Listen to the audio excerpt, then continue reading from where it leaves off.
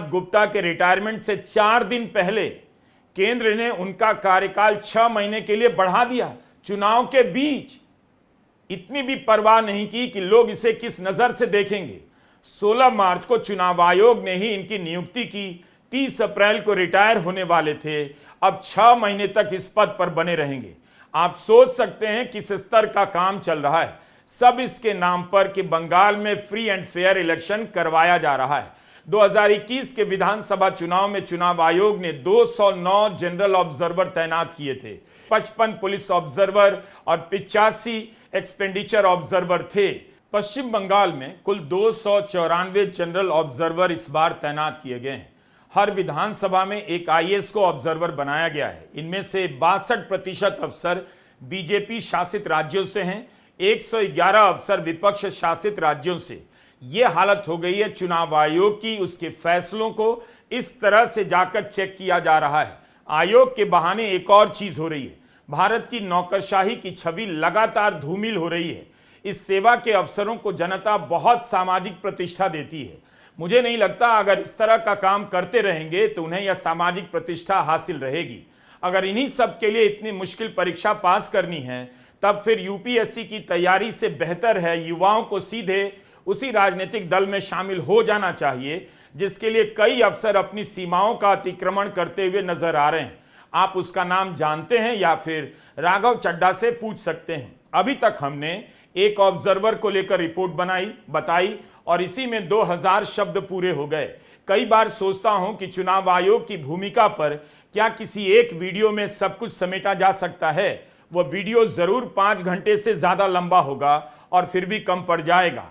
अब आते हैं दूसरे ऑब्जर्वर आईपीएस अधिकारी पुरुषोत्तम दास के मामले पर। 22 अप्रैल को तृणमूल कांग्रेस ने इस ऑफिसर को लेकर सीसीटीवी फुटेज जारी किया। यही नहीं, कोलकाता हाईकोर्ट में याचिका लेकर भी पहुंच गई। हाईकोर्ट को बंगाल के निर्वाचन अधिकारी को कहना पड़ा कि मोस्ट अर्जेंट रूप से रिपोर्ट देनी होगी। चुनाव के पहले चरण के मतदान के दौरान तृणमूल कांग्रेस ने एक सीसीटीवी फुटेज जारी किया जिसमें कथित तौर पर देखा जा सकता है कि पुलिस ऑब्जर्वर परमार स्मिथ पुरुषोत्तम दास बीजेपी के एक नेता से मिल रहे हैं। अपने रिट याचिका में तृणमूल कांग्रेस ने आरोप लगाया कि आईपीएस अधिकारी पुरुषोत्तम दास ने बीजेपी के उम्मीदवार से अनधिकारिक और अघोषित रूप से मीटिंग की है। इसे सीरियस मिसकंडक्ट कहते हुए टीएमसी नेता राजीव कुमार ने अपनी याचिका में कहा है पुरुषोत्तम दास ने अपनी बुकिंग उस होटल में करवाई जहां पर मीटिंग हुई, जिसे प्रोटोकॉल के उल्लंघन के रूप में देखा जाना चाहिए। इस तरह का बर्ताव चुनाव के ऑब्जर्वर के लिए तय नियमों का उल्लंघन है। यह निष्पक्षता, पारदर्शिता और संस्थानिक अखंडता पर सवाल खड़े करता है। जनता के बीच चुनावी प्रक्रिया में भरोसा कम करता है, यह तृणमूल की याचिका में लिखा है। चुनाव आयोग ने बंगाल के मुख्य निर्वाचन अधिकारी से जवाब मांगा है और कोर्ट से कहा है कि ऑब्जर्वर ने बीजेपी के उम्मीदवार से आधिकारिक भूमिका में मुलाकात की और एक सरकारी टूरिस्ट लॉज के उसी कॉन्फ्रेंस रूम में मीटिंग की जहां पर मीटिंग तय थी। कुछ भी छिपाकर नहीं किया गया। क्या उस अधिकारी ने तृणमूल के उम्मीदवार से भी इसी तरह कहीं और मुलाकात की होगी? क्या ऑब्जर्वर इस तरह की मुलाकात उम्मीदवारों से करते हैं? दूसरे दलों के लिए भी यह सबक है, विपक्षी दलों के लिए। हारना जीतना अलग बात है, लेकिन हर स्तर पर तृणमूल कांग्रेस जागी हुई नजर आती है।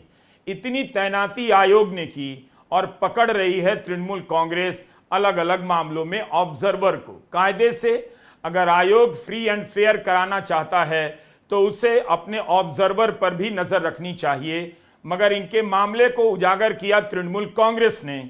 इसका वीडियो अपने ट्विटर हैंडल पर डाला और अब कोर्ट से आदेश ले आई।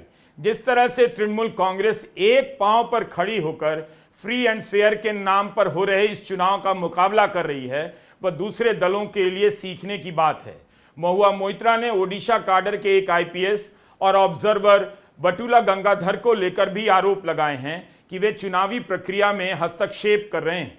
बटुला गंगाधर नादिया में पुलिस ऑब्जर्वर हैं। कथित रूप से अपनी पत्नी को मारने के कारण इनके खिलाफ अनुशासनात्मक कार्रवाई की गई थी और पुलिस मुख्यालय में अटैच कर दिए गए थे। महुआ मोइत्रा ने अपने ट्वीट में इनके बारे में आगे लिखा है कि जब पत्नी को मारने का कथित रूप से आरोप लगा तब गंगाधर मयूरभंज में एसपी थे।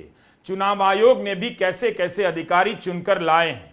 महुआ मोइत्रा ने लिखा है कि इन पर जूनियर अधिकारियों को मारने के भी आरोप लगे हैं। उन्होंने कहा कि नादिया में गंगाधर जो कर रहे हैं वो गैर कानूनी है और हाईकोर्ट के आदेश के खिलाफ है। You are illegally calling up OCs and you're illegally calling up police stations and you are asking them to go house to house to get our Trinamool Congress workers and threaten them and tell them not to leave their homes. Really? Really? I know your boss Mr. Amit Shah has said घर से निकलने नहीं देंगे, but you know what? You're the one who's going to have to go back to Orissa. This is our state and we will do the vote. We have a high court order, we have a stay order where nobody is to be arrested and nobody is to be threatened. So don't you dare, Mr. Gangadhar, don't you dare. You've come as an observer to observe and to maintain law and order. You have not come here to threaten and you have not come here to work on the behalf of the BJP and on behalf of the Election Commission. So please stay within the law, know your job and don't you dare tell any police officer to threaten and pick up our workers and tell them not to leave the house. It's a very polite, very loving message from Mahua Moitra, the MP of the area that you've currently come to observe. Thank you, sir. ऐसा लगता है तृणमूल ने भी पूरा research किया हुआ है कि पश्चिम बंगाल के लिए किस किस तरह के ऑब्जर्वर भेजे जा रहे हैं। 9 अप्रैल की खबर है, मुख्य चुनाव आयुक्त ज्ञानेश कुमार और एक वरिष्ठ चुनाव ऑब्जर्वर के बीच बहस हो गई। बहस के बाद कूच बिहार के जनरल ऑब्जर्वर अनुराग यादव को ऑब्जर्वर की ड्यूटी से हटा दिया गया। 294 ऑब्जर्वर की ऑनलाइन मीटिंग में अनुराग यादव ने ज्ञानेश कुमार की किसी टिप्पणी पर आपत्ति जताई। बहस बढ़ी तो ज्ञानेश कुमार ने अनुराग यादव से कहा, आप घर जाइए।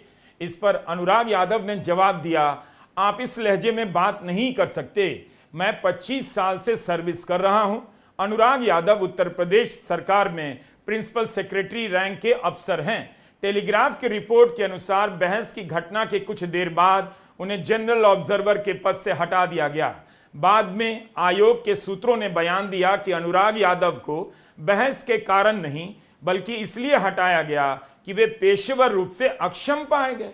वो अपनी कॉन्स्टिट्यूएंसी की बेसिक डिटेल नहीं दे पाए, पोलिंग बूथ की जानकारी नहीं दे पाए, जिसकी वजह से ज्ञानेश कुमार ने उनकी निंदा की। क्या आप में इतना धीरज है कि इन खबरों को आप पूरा देखें, ठहर कर इनके प्रभाव के बारे में सोचें भी? हार जीत किसी की भी हो, क्या इस तरह की खबरें आपको बेचैन नहीं करती?